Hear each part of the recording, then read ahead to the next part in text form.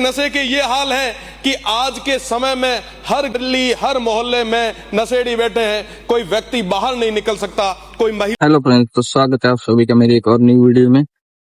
एक क्लिप देखिए आप। श्री रविंद्र सिंह भाटी। धन्यवाद अध्यक्ष महोदय, ये आपका प्रेम है। आपने मुझे स्थगन पर बोलने का मौका दिया। मैं आपका ध्यान इस प्रदेश की सबसे बड़ी समस्या जो ना किसी जाति से ना कोई धर्म से है, हर वर्ग कहीं ना कहीं उससे प्रभावित हो रहा है, नशे की समस्या।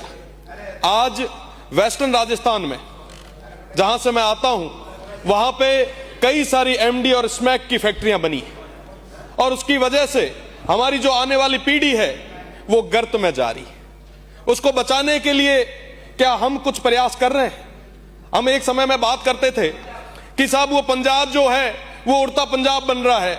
जिस तरीके से हमारे यहां ड्रग्स की, एमडी की, स्मैक की फैक्ट्रियां लग रही है, मैं बड़े दुख के साथ कह सकता हूं कि आने वाले समय में उसी तरीके से ये राजस्थान भी कहीं उड़ता राजस्थान न बन जाए। इसको रोकने की जरूरत है।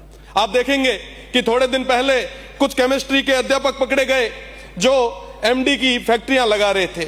आप देखेंगे कि यूपीएससी अटेम्प्ट करने वाला स्टूडेंट पकड़ा गया कि साहब मैं फेल हो गया, मैं क्या करूं, वो भी एमडी और स्मैक की फैक्ट्रियां बनाने लग गए। सिंथेटिक नशे के ये हाल है कि आज के समय में हर गली हर मोहल्ले में नशेड़ी बैठे हैं, कोई व्यक्ति बाहर नहीं निकल सकता, कोई महिला बाहर नहीं निकल सकती।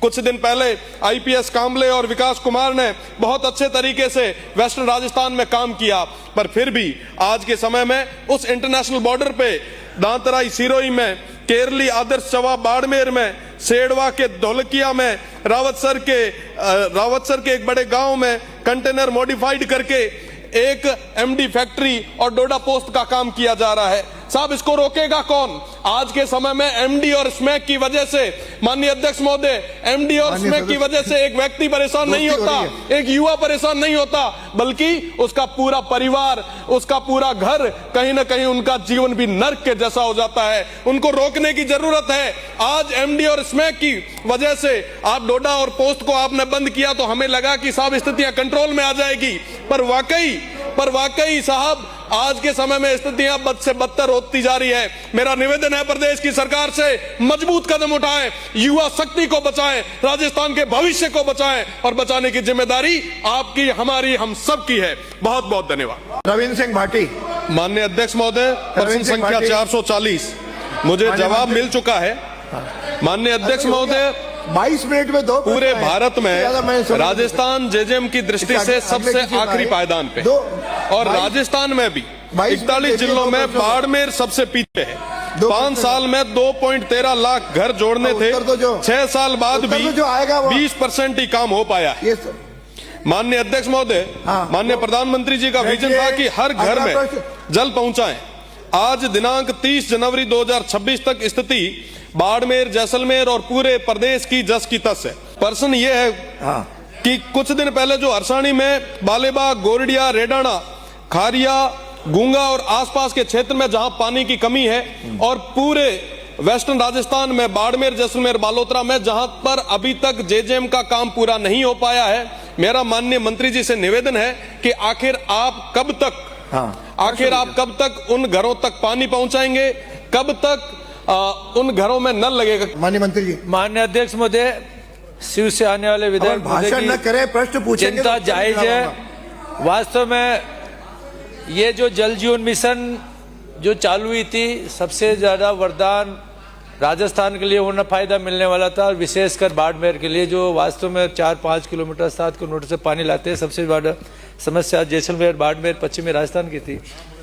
ये काम पिछले मार्च 2024 इसकी गाइडलाइन थी, उससे पहले काम कंप्लीट होना था।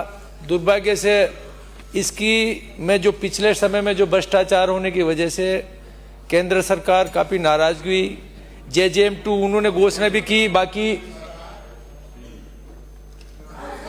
पिछली सरकार जो जिसमें भ्रष्टाचार के जो काम किए, पिछली सरकार ने जो भ्रष्टाचार के काम किए, अंकित नहीं, जो बिना अनुमति के बोले वो अंकित नहीं। तो इसकी वजह से JJ2 की नई गाइडलाइन, जब तक दोषियों के खिलाफ कार्रवाई, हमने काफी कार्रवाई कर दी है। फिर भी मैं धन्यवाद देना चाहता हूं हमारे यशस्वी मुख्यमंत्री जी को, जिन्होंने राज्य सरकार के मद से केंद्र सरकार के कभी भी पैसे आए हमने इनके टेंडर कर दिए हैं। और जो माननीय सदस्य ने जो चिंता जाहिर की है कि हरसानी, बालेवा, गोरडिया, रेडाना, देवड़ू की बस्ती, रामसर वगैरह जो भी है, इनको हम आने वाले जून 2026 तक कंप्लीट कर देंगे। और बाकी इनके JJM के जो बचे हुए जो काम थे उनके भी हमने टेंडर कर दिए हैं। TRC विलेज के तो हमने एक अलग टेंडर किया है जिसको हम दिसंबर 2027 तक पूरा करेंगे। और एक इनका टेंडर जिसमें इन्होंने बोला था कि गुंगा विलेज, जो ये 2 में हो गए, 3 में आता है, बारमेंट लिफ्ट परियोजना में पैकेज उसके बाद C में, इसका मार्च 2027 तक हम कंप्लीट करके देंगे। सभी आज अच्छे हैं। धन्यवाद मंत्री जी। मेरा दूसरा पूरक सवाल है कि परियोजना खंड धोरीमना का कार्य क्षेत्र ब्लॉक रामसर और गडरा रोड है। धोरीमना क्षेत्र का एक्शन ऑफिस जो है वो गुड़ामालिनी के पास है, इसलिए धोरीमना का मुख्यालय रामसर करने का विचार रखते हैं। साथ ही खंड राइजे बाड़मेर, जिसके पास विधानसभा क्षेत्र शिव के गांवों का पेयजल की निगरानी का काम है, पर मुख्यालय जो है वो बाड़मेर है, तो दोनों का मुख्यालय शिव और रामसर करने का आप विचार रखते हैं? ये सही है कि जहाँ पे जो एक्शन ऑफिस खुले हैं, जहाँ पे काम नहीं है, इन्होंने सही बताया कि परियोजना खंड धोरीमन्ना के जहाँ पे जिस क्षेत्र कार्य क्षेत्र रहता था वहाँ वर्क नहीं है। शिव विधानसभा लगभग 200 किलोमीटर में फैली हुई है। काम की सही मॉनिटरिंग हो, इसके लिए मैं मेरे विभाग से कहूँगा कि इसके प्रपोजल बना के भेजे और इसका मुख्यालय रामसर, और जो राय जेब का जो मुख्यालय है इसको भी हम शिव करने के लिए पूरी करके तैयारी करके जरूर 100% करेंगे।